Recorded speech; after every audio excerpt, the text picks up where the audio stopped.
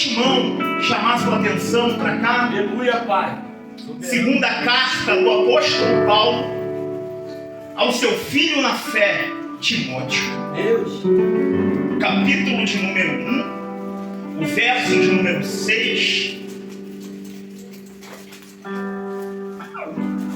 Rosemary, Sandra, são uma bênção na nossa vida.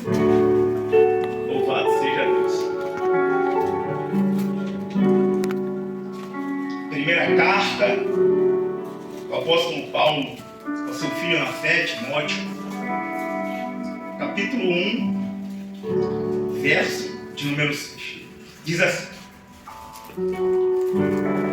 por cujo motivo te lembro que desperte o dom de Deus que existe em ti, pela imposição das minhas mãos. Eu vou ficar com a parte A que diz assim: por cujo motivo lembro que desperte o dom de Deus que existe em ti. Por gentileza, toma o seu assento. Deus, aleluia.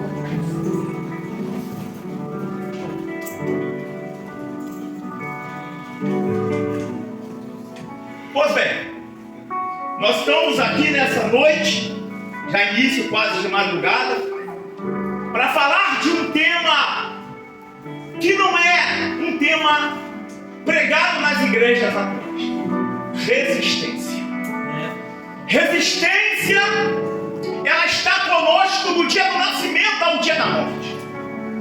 Quando o cordão umbilical se rompe da parede uterina e a bolsa estoura e a criança nasce, é o primeiro ato de resistência do ser humano. A resistência, pois a própria natureza vai impor a naturalidade da criança, sabe? Mas há uma resistência para que isso aconteça. E o que vai me chamar a atenção é que a naturalidade é confrontar a resistência. A palavra resistência, na língua que foi escrita no Novo Testamento grego, significa oposição, ou força ou contrário. Interessante que aqui nós estamos falando de um texto em que a igreja de Cristo estava sendo perseguida. Estamos falando do ano 64.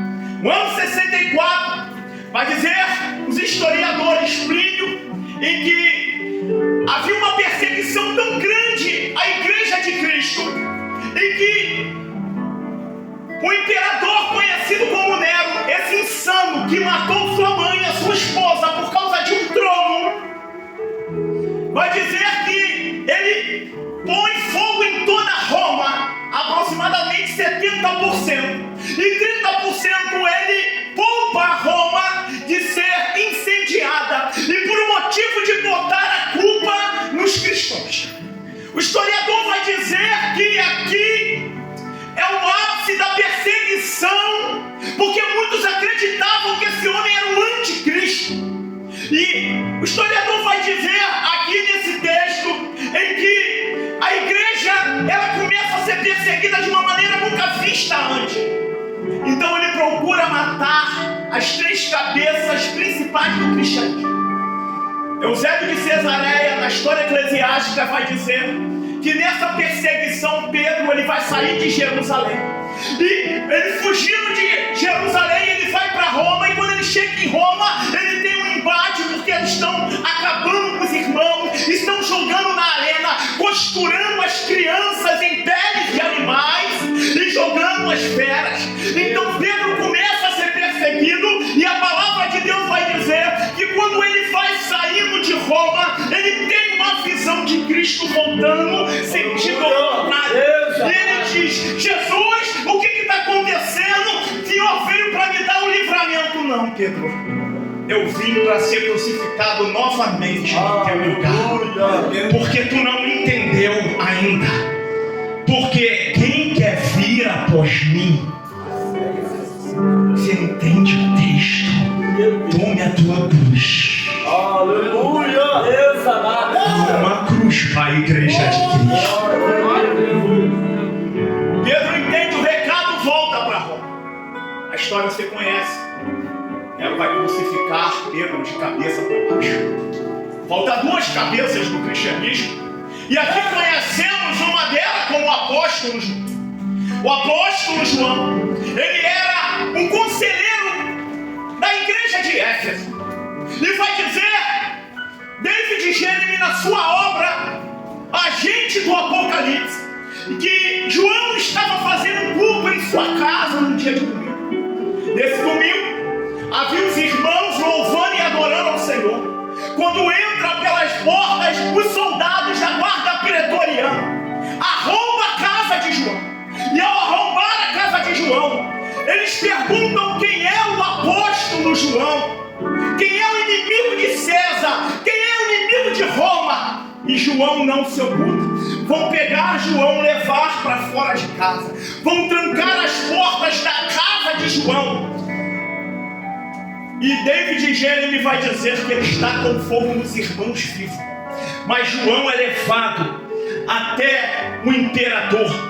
Mas enquanto a casa pegava fogo, eles começavam a louvar. E os soldados da guarda pretoriana vão perguntar: João, o que está acontecendo? Ele está dizendo, eles estão se preparando para se encontrar com Deus. Meu Deus! João é levado e Nero vai jogar João dentro de uma caldeira de azeite quente. Só que o azeite que estava dentro de João fervilhava mais do azeite da caldeira. Como é que está o azeite lá, mano? Na tua vida nessa noite! Campo de Israel. Esse velho não morre, que a gente faz com ele. Vamos pegar ele, tem uma ideia, vamos jogar na ilha dos escravos. Vamos jogar em Pátimos. Pegam João, levam para Pátimos. E João, aproximadamente nos seus 99 anos, olhando para o mar, tendo uma visão somente do hemisfério, aonde aparentemente o mar se cola no céu. A cortina se abre. João não vê o céu por fora. João vai ver o céu por dentro.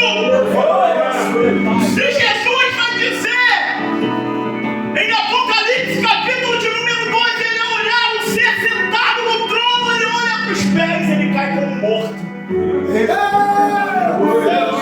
Mas ele olha para os olhos, não eram olhos que não podem ver, mas eram olhos como chama de fogo, que quando olha no homem, olha por dentro. Ele olha os pés como tirado de um ladrão reluzente. No Salmo 115 diz: Deus dele tem os pés, mas não anda. Mas os pés do nosso Deus é tirado de um ladrão reluzente. Aleluia!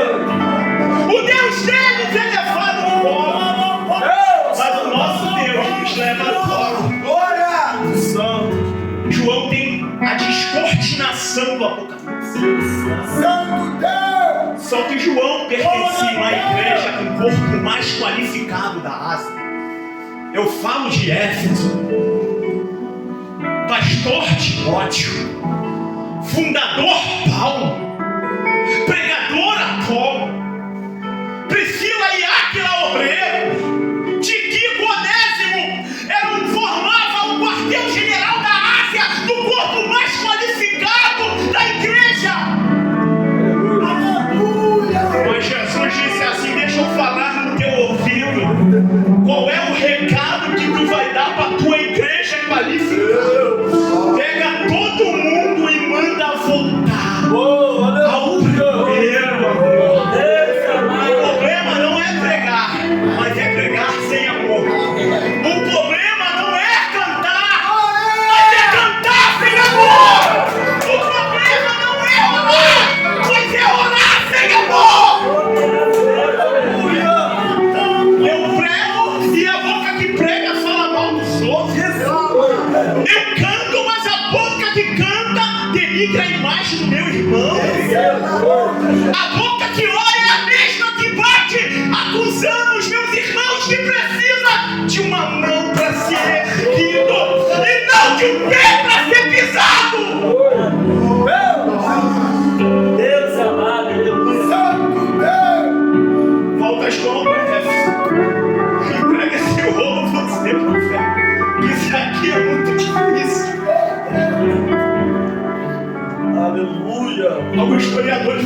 João morre aproximadamente morte natural de 100 anos. Mas faltava alguém, você lembra? Paulo, o pregador dos gentios. O homem que escreveu metade do Novo Testamento. Inimigo 01 de Roma.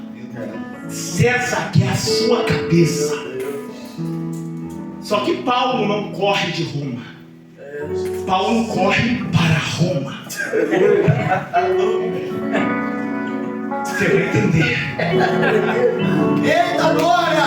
Enquanto o pregador do banner do aqui ficar debaixo do forte, que está correndo de Roma, o pregador que nem uma foto saía, que a glória de Deus estava na vida dele, está correndo para o propósito que Deus preparou. Segura aí agora, segura um pouquinho. O processo, ele vai te levar ao propósito. Então não foge da Roma que te espera. Tem problema, pastor. Só que a cadeia agora é diferente. A cadeia lá em Éfeso é uma prisão domiciliar. Na mão, a algema do soldado da guarda pretoriana e na outra a pena e o pergaminho escrevendo as cartas. Agora não. Ele foge, não foge. Ele vai de encontro ao propósito. Pegam ele e jogam dentro da prisão conhecida como Mamertina. Essa prisão ela fica no calabouço do palácio de Nero. Deixa eu tentar desenhar aqui para que a gente venha entender. A prisão era comum. Só que todo prisioneiro número 1 de César não era posto em uma prisão normal. Dorme não, fica comigo, hein? Em nome de Jesus. Segura ele aí. Meu irmão, na prisão existia um calabouço. Nesse calabouço não tinha condição humana de como ficar. Ali era colocado todo inimigo de César. Inimigo de todo imperador. Paulo é o camarada da nação que mais era temido pelos romanos. E ali ele é jogado.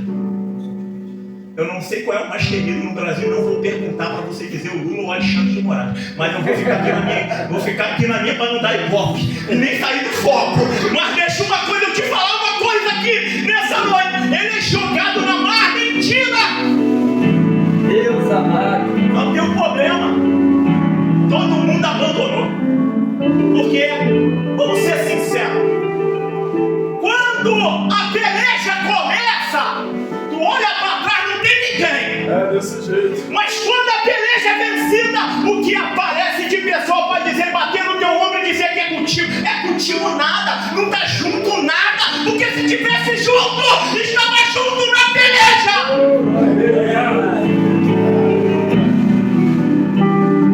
Só que agora a carta inverte. Não é de Éfeso para prisão, é da prisão para Éfeso. Deixa eu descortinar aqui para você entender. Paulo chama Lucas. Lucas começa a escrever. Paulo, o que você vai fazer? O povo está definhando. A gente olha para as arenas, as crianças são devoradas pelos animais. Nós olhamos nos postes de Roma, estão sendo incendiados, irmãos, com bicho. Paulo tem outro problema. Acabou a madeira em Roma. Há mais de 3.000 cristãos sendo crucificados. Qual é a mensagem que tu escreve para a igreja? Calma aí. Paulo na Mamertina. Lucas, pega aí o pergaminho e começa a escrever. Quem é que ficou em Éfeso? É Timóteo. Timóteo tem um problema. Era filho na fé de Paulo, só que Timóteo sofria resistência. 3 tipos de resistência. Segura. Quando Paulo vai implantar Éfeso, Paulo vai sofrer porque Éfeso era a cidade mais religiosa da África. Prova, pastor. Tinha o templo de Diana como uma das 7 maravilhas do mundo antigo. E existia o maior grupo de bruxos dentro daquela cidade. Mas quando Paulo entra em Éfeso, diz a palavra em Atos que ele fica 2 anos pregando na escola de Diana. 2 anos foi o suficiente para Deus fazer um avivamento na cidade de Éfeso. Segura aí. Enquanto estão procurando para matar Paulo, Paulo está pregando. Enquanto estão sufocando Paulo, Paulo está orando. Quando estão falando mal da vida de Paulo, Paulo continua fazendo a obra. Você não está entendendo, mas eu vou devagar agora. Acontece maior desastre em uma cidade religiosa. Prova, pastor, diz a Bíblia que Demétrios, um dos fabricantes de ídolo, começa a perceber que o lucro estava indo para o espaço, porque a palavra entrava e quebrou a firma luciférica. Aleluia! E agora o que se faz com esses ídolos? Não sei. Mas uma coisa é certa: amanhã tem culto lá na escola de Tirano, e quem prega é Paulo. Mas Paulo tem um problema: tem outros cultos em Éfeso. O que eu faço, Paulo? Ele diz aqui, só um minuto, com todo respeito, afirei a doutrina não, fica tranquilo. Paulo vai dizer assim: olha, eu não posso estar lá, mas leva minha roupa. Eu não posso curar, mas leva os meus lençóis. Eu não posso fazer, mas que não sou eu que faço, é o Deus que eu sirvo.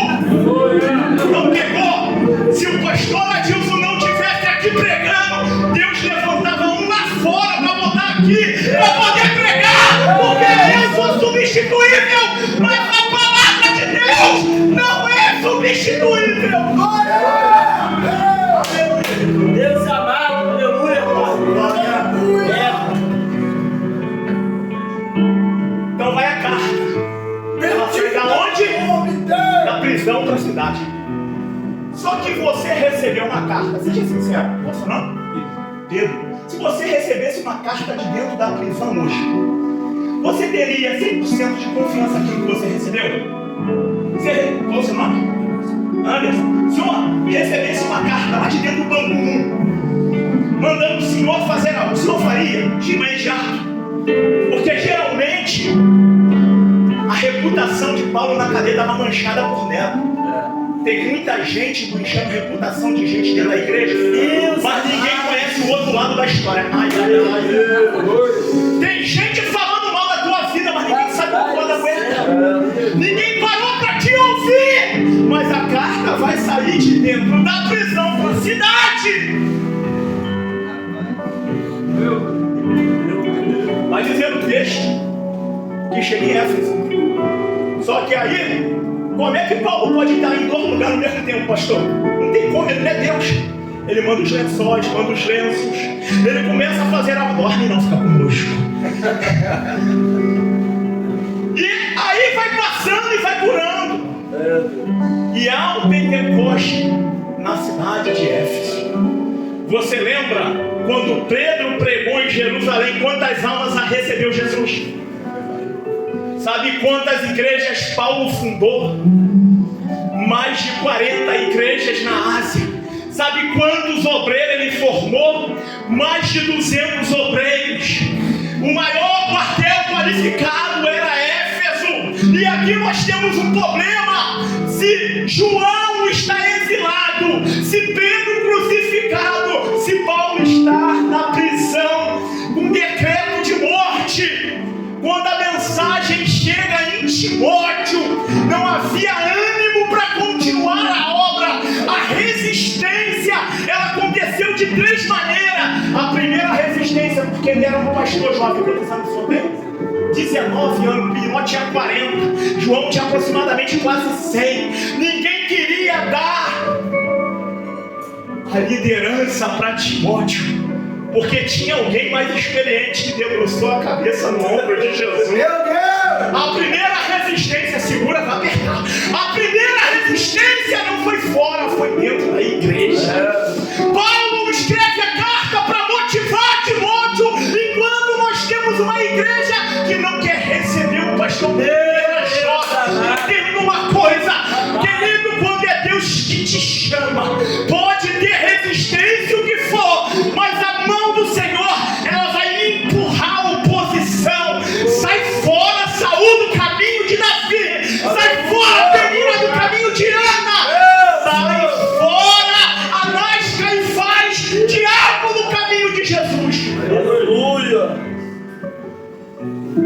já chega. Que aqui tem um problema. Primeira oposição é de dentro. É jovem. Abafar o ministério. Está pregando melhor que eu. Não é assim hoje? Está orando melhor que eu. Está dando aula, está querendo melhor. A gente vamos dar parada no garoto. Está entendendo? Se ele estava desanimado, ficou mais ainda. Sabe por quê? Porque o mestre dele está preso. Ele olha Paulo preso, olha Pedro crucificado, olha João exilado. O menino está desanimado. Só que há um segundo desânimo, há uma segunda resistência. E qual seria? Os falsos mestres da cidade de Éfeso. 50% da cidade se converte, mas 50% fica na bruxaria e na idolatria. Então eles começam a querer confrontar para que criasse uma nova doutrina para entrar na igreja. E o menino é jovem, mas tem bagagem, é cheio do Espírito. Entenda uma coisa, não é a idade. Porque meus cabelos brancos, ó, eu pegava aqui o cabelo todo preto, agora é branco, é porque eu vou ter que pintar. E não é por vergonha, mas o tempo passa, tudo passa na nossa... A grande realidade não tem como lutar contra o tempo. Aleluia. E o menino começa a crescer, tentam fechar a boca do menino.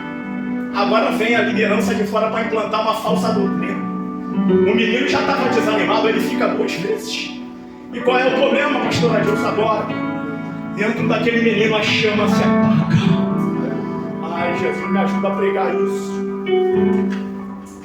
Muitos de nós já vimos líderes subir nas tribunas para poder pregar e estão lá fora hoje, dentro de um bar enfiado, com a cara de cachaça, boca de fumo, tomado de droga. Mas em vez de estendermos a mão, vamos lá para poder abraçar. Nós somos o primeiro apontado o dedo para julgar. Mas Jesus nessa noite me viu aqui, cheio de imperfeição, te viu também. E ele desceu aqui nesse lugar para dizer para você: muda a atmosfera de como você vê as coisas. Nós não somos perfeitos. Nós não somos perfeitos. Deus amado. Soberano Deus. Porque somos o primeiro a apontar. Mas ficamos chateados quando alguém aponta o nosso erro. Aqui diz a palavra, ele está desanimado. Palavra oposição, a língua grega, antanase quer dizer força oposta.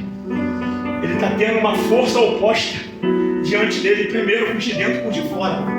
Agora ele vai ter um terceiro problema, e esse aqui é o caminho para o final. O terceiro problema é pessoal. A terceira oposição é pessoal, e Paulo já tinha orientado a igreja sobre isso. Porque ele diz: o bem que eu quero fazer, eu não faço mais o mal, que o que eu não quero, eu. Então seja miserável homem que sou, quem me livrará do corpo dessa morte. Ou seja, Paulo estava dizendo o seguinte: porque todo homem, quando era condenado por Roma, por assassinato, o seu corpo era amarrado no corpo do assassino.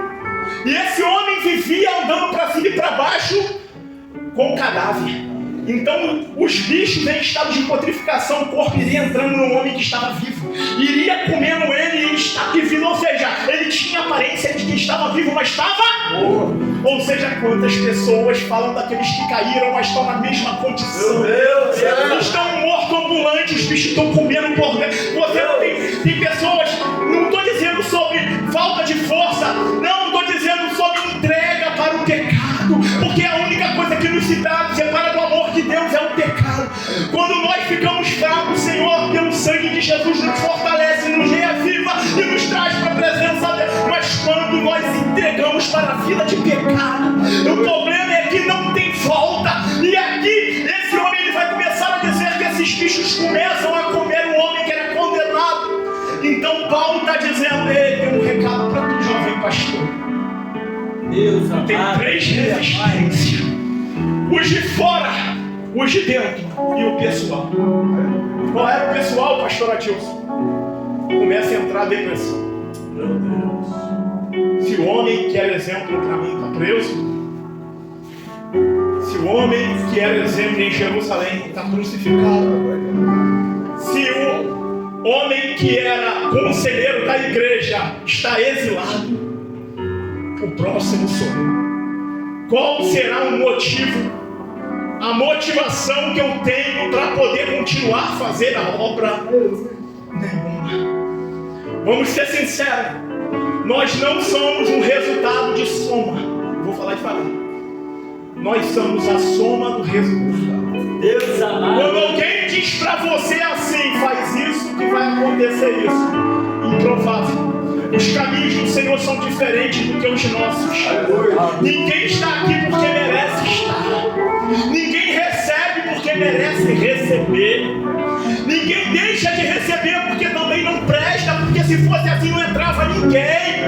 O maior problema é quando nós levamos para o coração que nós somos o resultado da soma. E a matemática de Deus é diferente da dos homens, que a matemática do homem diz que as ordens dos fatores não alteram o resultado. Não fugiu da escola, pegou. Mas a matemática de Deus, ela altera. Buscai primeiro o reino de Deus e a sua justiça, e as demais coisas serão. Aquilo que tu busca é o que vai vir de acréscimo na tua vida. Tu não é o resultado da soma, tu é a soma do resultado. Deus não vai te dar porque tu é bonzinho. Deus não vai te dar porque você fez, não vai deixar de te dar porque eu vou escandalizar os religiosos. Deus não vai deixar de te dar porque tu errou, não. Mesmo infiel, quando nós ficamos, Ele permanece fiel. Ele não é homem, Ele é Deus, e Ele é Deus de uma só palavra. Aleluia! Prova, pastor, capítulo 1 de João. Ele é o Logos. Entenda, Mateus, Marcos e Lucas, todos eles citam a genealogia, mas João ele começa em um caminho diferente. Ele já diz a origem. Ele era o Logos, ele é o Logos, estava com Deus, ele é o Deus encarnado. Quando João escreve esse evangelho, permeava um pensamento de um filósofo grego conhecido como Heráclitos.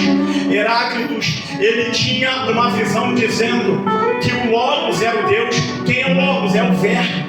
Quando João cita Jesus como Verbo, ele está associando Jesus como estivesse na criação. Quando Deus vai dizer através da sua palavra na criação do homem, façamos no plural, o homem a nossa, não a minha, a nossa imagem e a nossa semelhança. Está pegando aí? Deus amado, aleluia, Pai. Paulo está decepcionando um menino. Você vai lembrar. Paulo vai dizer: eu sou embaixador de cadeia.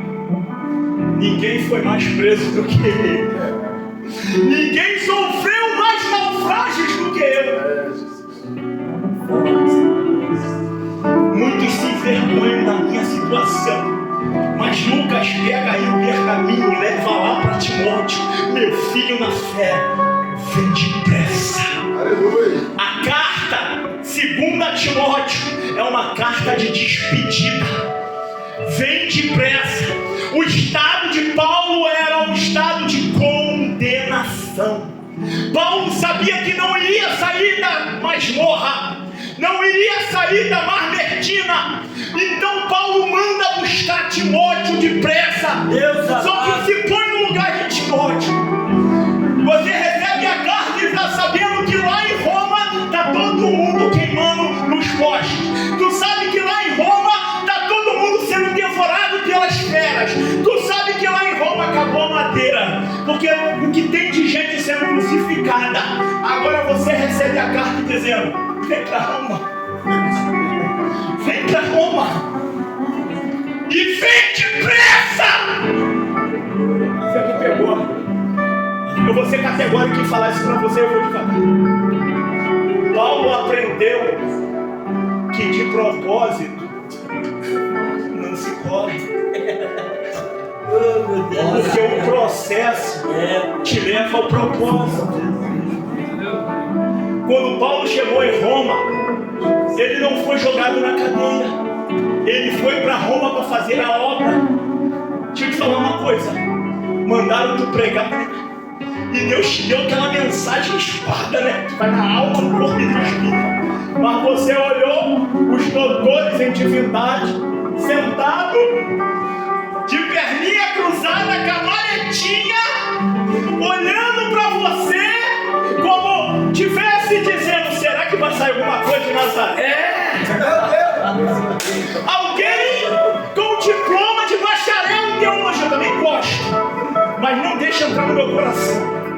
Alguém com credencial de pós-doutorado, eu quero ver se ele vai entregar o que Deus deu para ele de verdade. Porque falar com demel é fácil. Ai, segura aí. O que eu vejo no Facebook, nas plataformas digitais, TikTok, Kawaii, em que essas pessoas estão ganhando dinheiro para poder entregar o que é mel, mas eu quero ver se é de verdade profeta. Que quando Deus deu um pergaminho dizendo: vem depressa para Roma, eu quero ver se eles confiam. Deus, papai, orgulho. É forte. Não tenho pai pastor, respeito quem tem. Não tive o privilégio, meu pai é cachaceiro. Não vim de família rica, minha mãe era vendedora de água sanitária. Eu era a ovelha negra da família. Eu ia pro Pavunense, tá meus amigos aí, e era lá do A, lá do B, o pau quebrava, eu num mundão. Só a graça de Deus na minha vida. E quando morreu um primo meu, aproximadamente aos 18 anos, falaram logo: e foi aquele menino que vai pro baile funk. Mas eu continuei no mesmo lugar porque o propósito estava me empurrando para o processo. O processo estava me empurrando para o propósito. E aí eu comecei a passar por situações difíceis e olhar dizendo: olha, ele está me chamando para Roma. Eu conheço o final da história. Passava na porta da igreja e tinha a percepção que se eu não tivesse entregado a minha vida a Jesus, se Jesus voltasse, eu iria ficar. Segura aí. Se ninguém fala, eu vou te falar que esse sangue eu não quero sobre mim.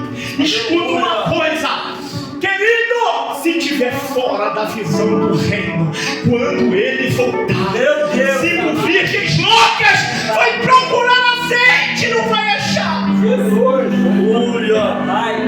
Esse sangue não é meu, pastor Danilo. Meu Deus amado. Vem depressa para Roma.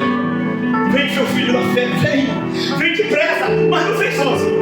Deus santo. Estou precisando de 2 coisas. Você conhece o texto? Ele diz assim: traz a capa. Traz a capa. Segura, eu vou falar sobre a capa de Jesus. Tem tempo ainda. Segura. Tu vai embora com essa ceia hoje. A capa representava autoridade. Quando Eliseu herdou a capa de Elias, ele não sabia o poder da glória de Deus que tinha sobre a vida do profeta. Porque Eliseu, ele vai pedir porção dobrada. Elias faz 8 milagres, Eliseu faz 16 quando cai o homem morto dentro da sua presa. Só o que me chama a atenção na vida do profeta é o seguinte: segura agora para tu dar um glória no final. Ele faz 16 milagres. Estão entendendo? Amém ou não amém? Amém. Acorda essa bênção aqui, Jesus. Eita glória. Estamos juntos, meu irmão. Timóteo. Escuta isso. 18 milagres que Eliseu faz. Só que o marco do ministério de Eliseu não foi os milagres. Aí tu fala: aí deu ruim, pastor. Eu fui para a escola bíblica dominical, falou que marcou o ministério de Eliseu. Foi milagre. E não foi.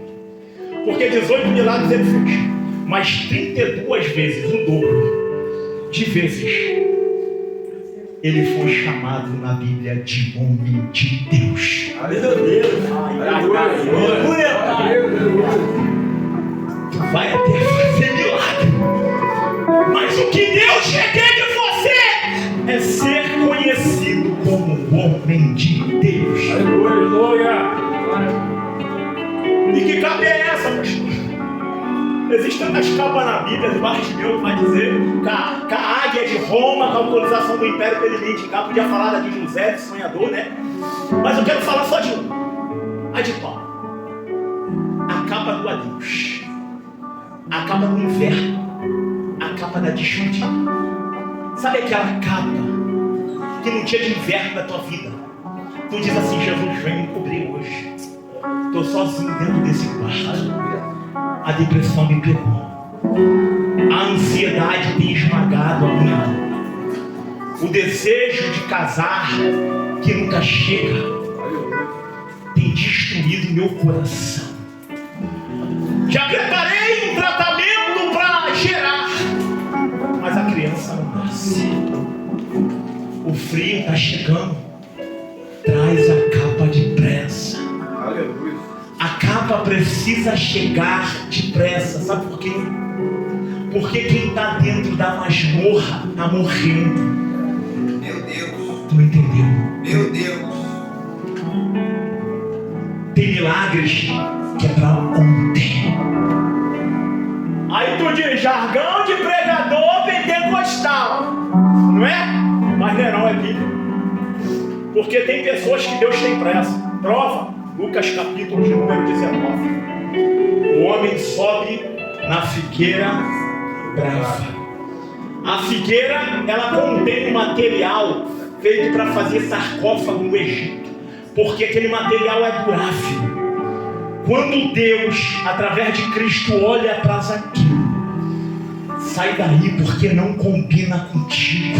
Meu Deus. Tu está sentado em ambiente de morte. Desce depressa, porque eu tenho pressa em fazer a obra. Que tem a ver com Paulo. Traz a capa e traz depressa. Só que falta uma coisa. E o que falta? Vamos ver se tu vem para EBD. Os livros, profeta. Traz os livros. Só que nós temos um problema aqui. Lá em Éfeso, se você estudar, aproximadamente 9 milhões de livros de bruxaria foram queimados. E que livro que vai chegar em Paulo?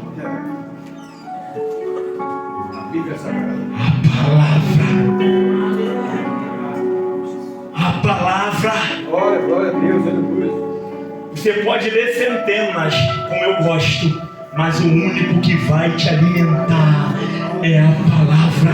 Glória a Deus. Você trouxe a palavra, eu quero convidar em ato profético você levantar e dizer: Senhor! Não, mas fala com aquela voz de profeta: Senhor! A palavra que me alimenta, que me sustenta e que me faz suportar as resistências da vida. Você pode glorificar a Deus.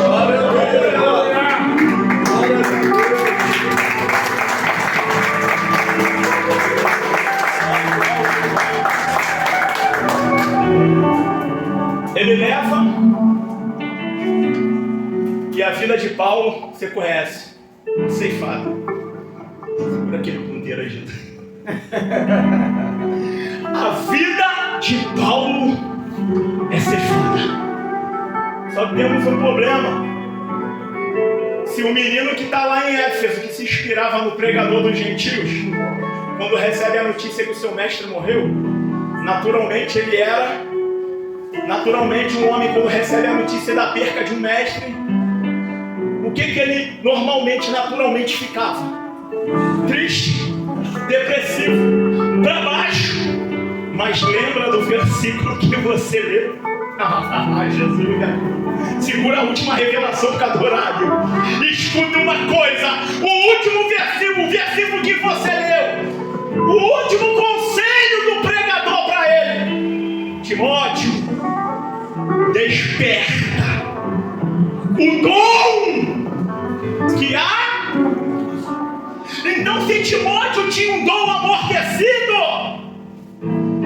faltava um despertamento para a vida de Timóteo. Só que aqui eu entro na cultura e fecho. Na cultura helênica, grega, todo homem que recusava um presente de um grego, ele era mal visto. Vou provar dentro da história. Existia uma guerra em Troia. E diz que nessa guerra em Troia, Heitor, ele recebe no castelo, na porta do castelo, um cavalo. E ele não recusa o presente. Sabe por quê? Porque na visão era Apolo enviando paz para a cidade, era um presente. E presente não se despreza. Então ele permite com que o cavalo é levado para dentro das muralhas. Quando o povo pensou que estava em paz e dentro da própria cultura, eles caem, sabe por quê? Porque quando eles vão dormir, o soldado sai de dentro do cavalo. E por causa de uma mulher conhecida como Helena, que toda a guerra começa. Por causa de uma pessoa começa a guerra. E o povo não recusa por causa da cultura. Você vai pegar. Eu sei que tem lugar, Jesus me ajuda a falar isso. Eu sei que tem lugar que tem costume, tem cultura, tem lugar que respeita mais o regimento interno do que a palavra, mas escuta uma coisa: enquanto não for prioridade na tua vida, enquanto a cultura e o regimento interno não for segundo plano, sempre será primeiro na tua vida. Você vai permitir que o presente se torne uma maldição na tua vida. Aí tu vai pegar. Timóteo, desperta. Acorda, Timóteo. Desperta, porque há um presente do céu dentro de você. Você pode ficar de pé. Há um presente do céu dentro de você. Fecha esse corredor aí, irmão.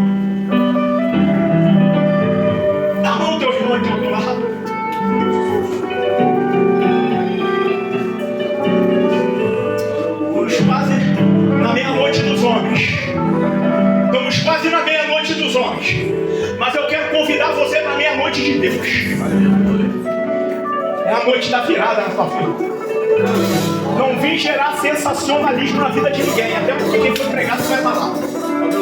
Vai ter gente que vai voltar para casa, o problema vai estar lá, mas escuta o que Deus está falando para você. O problema é você não encontrar ele lá. É como você vai se comportar diante do problema. Porque Timóteo estava adormecido, mas o dom que estava dentro de Timóteo era maior do que a própria cultura do seu povo. Escuta isso agora. Feche os seus olhos. Senhor, na vida dos Timóteos que aqui estão, eu venho nessa noite resumir e trazer, Senhor, ó Deus, através da tua autoridade, uma palavra de despertamento. Aleluia. Que venha acordar os dons que tem na vida desses homens que estão aqui. Há pessoas que se decepcionaram com o ministério. Há pessoas que chegaram aqui tristes, dodói da alma. Só Deus conhece teu coração. Só Deus sabe as palavras que tu ouviu, que foi pior que um tapa na cara. Que a revelação segura porque a palavra está sendo dirigida. Há pessoas aqui, e não é profecia avanço, porque eu não tenho costume de fazer isso, que precisa despertar. Que não vai ter pessoas do lado todo o tempo para ajudar. Mas há as oposições, as resistências são reais. E elas vão vir. Vai agora dentro da alma desse homem, dessa mulher. Começa a movimentar o teu querer.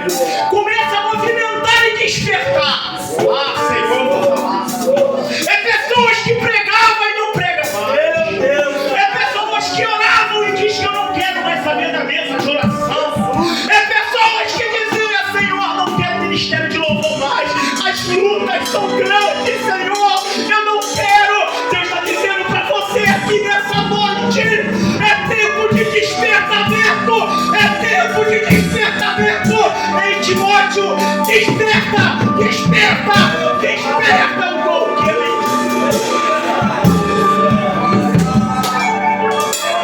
continua de olhos fechados. Deus santo, aleluia. Quero convidar você aqui. Estou entregando o microfone. Quero convidar você aqui, que hoje vem despertar desse sono recolhente.